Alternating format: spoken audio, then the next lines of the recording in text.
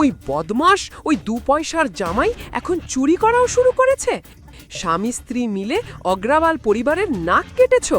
Inspector, ওর স্বামী অশিক্ষিত, কোনো কাজও করে না।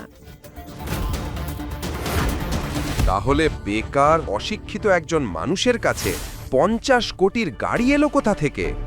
ও ওর এক বন্ধুর থেকে ধার নিয়েছে। কি বললে?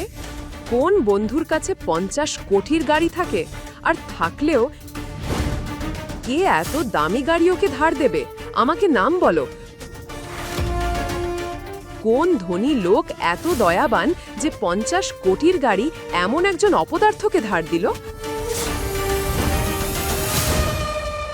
দাদির কথা শুনে অভানির পায়ের তলার মাটি সরে গেল। সে বুঝতে পারল গৌতম নিশ্চয়ই বড় কোনো ভুল করেছে।